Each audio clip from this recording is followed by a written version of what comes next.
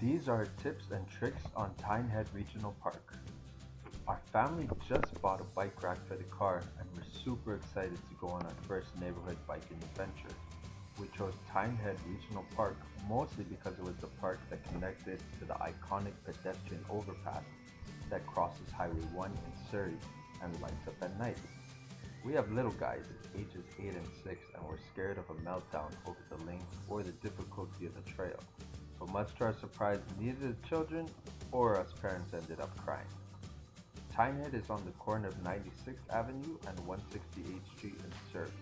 There are two sections, with one predominantly for bicycles and the other strictly for pedestrians.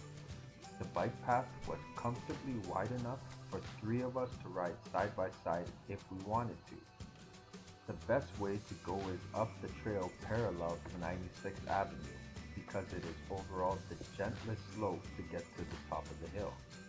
Our little guys half walked and half biked up the hill, and it took about 30 minutes to reach the farmhouse, which is where the downhill starts.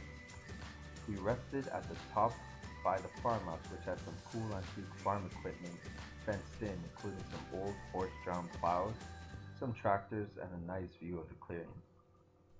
Just a little ways around the bend, there's a monument of sorts that at first glance looks like a half-dilapidated cabin house from the pioneering days, which was erected in their honor.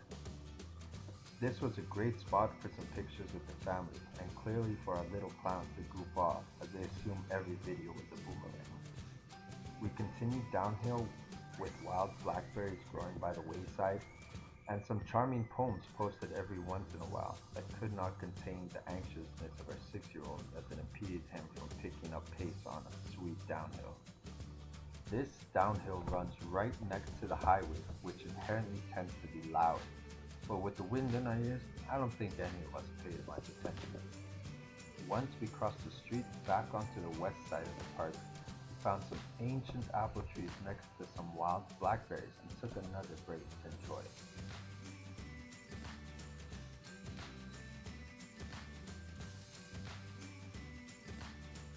My wife was especially excited by the apple trees, which grew in strange, disorderly ways up to the sky.